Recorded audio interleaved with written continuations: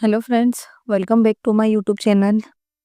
अगर आपको इंग्लिश बिल्कुल भी समझ नहीं आती और आपको ग्रामर से डर लगता है और इंग्लिश पढ़ने में आप कंफ्यूज हो जाते हैं, तो ये वीडियो सिर्फ आपके लिए है। इसमें हम बहुत ही इंटरेस्टिंग स्टोरी को इंग्लिश टू हिंदी ट्रांसलेट करेंगे और साथ में ग्रामेटिकल स्ट्रक्चर को भी समझते जाएंगे। और अगर आप हमारे चैनल पर नए आए हो तो उसे लाइक, शेयर और सब्सक्राइब करना ना भूलें। तो चलिए शुरू करते हैं आज का हमारा topic, the wise monkey and the crocodile. Vice means होता है समझदार या बुद्धिमान। बुद्धिमान, बुद्धिमान बंदर। मंकी मीन्स क्या होता है? बुद्धिमान बंदर। और मंकी मीन्स होता है बंदर। और द क्रोकोडाइल, क्रोकोडाइल यानी होता है मगरमच्छ। मगरमच्छ तो एक बुद्धिमान बंदर और मगरमच्छ। Once upon a time there was a clever monkey who lived on mango tree by a river।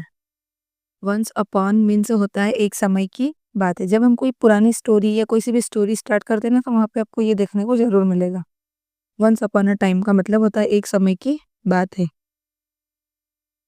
एक समय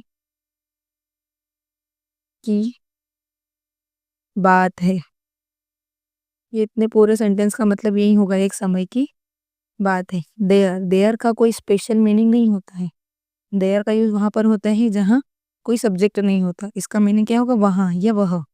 तो इसको कोई स्पेशल मीनिंग नहीं है। वॉज यानी होता है था, और एक क्लेवर यानी चालाक, बुद्धिमान या समझदार बोल सकते हैं। तो चालाक, चालाक मंकी बंदर।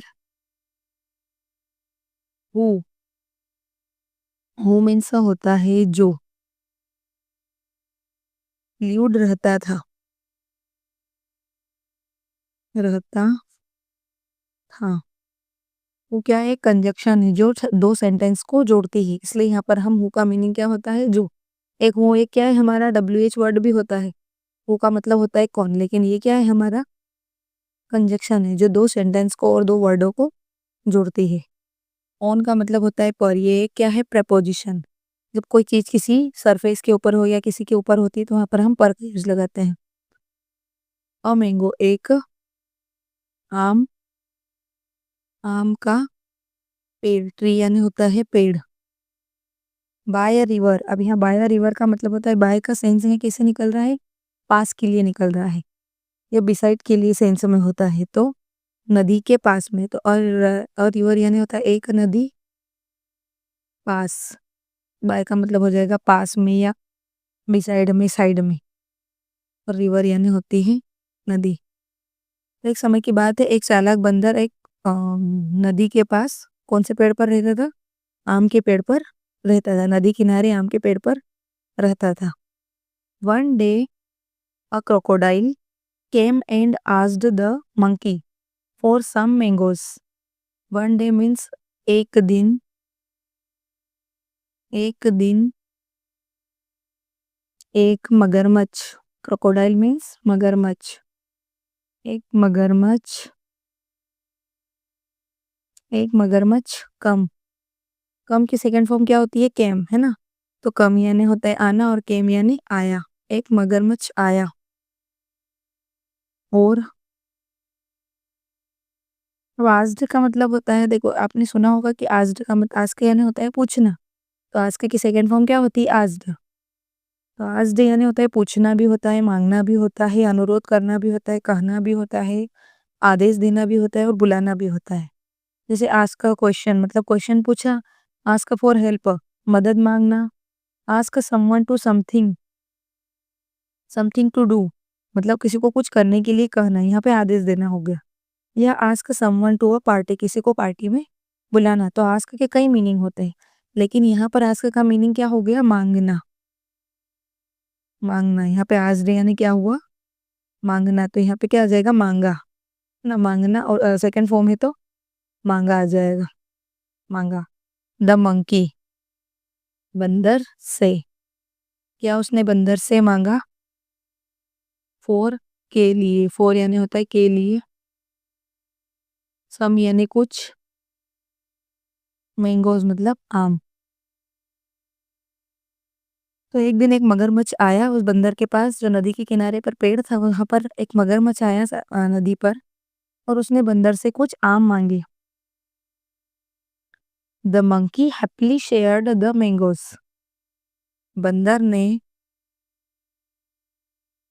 ने हैप्पीली, हैप्पीली एक क्या है हमारी एडवर्ब है ना। तो यहाँ पर कोई काम किस चीज पर हो रहा है और किस तरह किया जा रहा है ना। एडवर्ब क्या होती है, वर्ब की जो विशेषताएं बताती है उसे हम एडवर्ब बोलते हैं। तो हैप्पीली क्या है, एडवर्ब है कि कोई काम किस तरह किया जा रहा है। तो ये हैप्पीली का मीनिंग क्या होगा, खुशी खुशी। बंदर ने खुशी खुशी, खुशी खुशी, खुशी खुशी शेयर्ड, बांट दिया या दिए बांट दिए द मैंगोज आम। तो वो क्रोकोडाइल जो था, मगरमच्छ था, वो आम मांगने आया, तो बंदर ने खुशी खुशी उसे आम बांट दिए। लेटर, बाद में, लेटर का मीनिंग होता है बाद में। बाद में द क्रोकोडाइल, मगरमच्छ, मगरमच्छ इनवाइट यानी होता है बुलाना या आमंत्रित करना या निमंत्रण देना। तो आमंत्रित बोलते हैं इसको हम, आमंत्रित, आमंत्रित करना। द मंकी, बंदर को, बंदर को, टू हीज उसके, टू हीज उसके घर पर, उसके घर पर। फिर क्या हुआ, उसने जैसे ही आम ले लिया तो बाद में उसने क्या करा, मगरमच्छ ने बंदर को अपने अपने घर पर आने के लिए आमंत्रित किया कि तुम मेरे घर किसी दिन आना। But the crocodile wanted to eat the monkey's heart. But यानी होता है लेकिन, लेकिन किंतु परंतु, लेकिन मगरमच्छ क्रोकोडाइल, मगरमच्छ, मगरमच्छ वांटेड, वांट यानी होता है चाहना और वांटेड यानी चाहता था, चाहता था, ये उसकी सेकंड फॉर्म है। टू ईट क्या करना चाहता था, खाना। ईट यानी होता है खाना। द मंकी, और उसमें एपोस्ट्रोफ एस लगा है तो मंकी का, बंदर का, क्या खाना चाहता था, बंदर का। एपोस्ट्रोफ एस का मतलब होता है का के की। बंदर का हार्ट मतलब हृदय या दिल, है ना। उसका घर बुलाने का उसका क्या इरादा था, है ना। उसने अपने घर पर बंदर को क्यों आमंत्रित किया था, क्योंकि वो क्या खाना चाहता था, बंदर का दिल खाना चाहता। वो सोचता था कि जब ये आम इतने मीठे हो सकते हैं तो बंदर का हृदय कितना मीठा होगा। The clever monkey realised this and told the crocodile that he left his heart on the tree।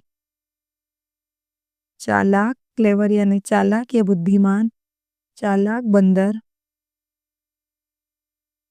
चालाक बंदर को एहसास हो गया था। रियलाइज्ड मतलब एहसास होना, एहसास,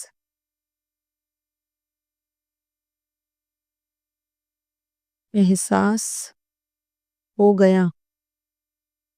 दिस ये, और चालाक बंदर को इस चीज का एहसास हो गया और उसने कहा, टोल्ड यानी कहा या बताया, कहा क्रोकोडाइल से, मगरमच्छ से, कहा मगरमच्छ को। देट यानी की, वह, यानी वह, लेफ्ट यानी छोड़ना तो छोड़ आया। हीज यानी अपना या उसका, हार्ट दिल, ऑन पर, द ट्री पेड़ पर। बंदर को क्रोकोडाइल के इरादे समझ में आ गए तो उसने क्या कहा कि वह तो अपना दिल पेड़ पर ही छोड़ आया, है ना। लेफ्ट यानी छोड़ना, तो वो तो अपना हार्ट पेड़ पर ही छोड़ आया। The crocodile took him back to the tree and the monkey safely escaped.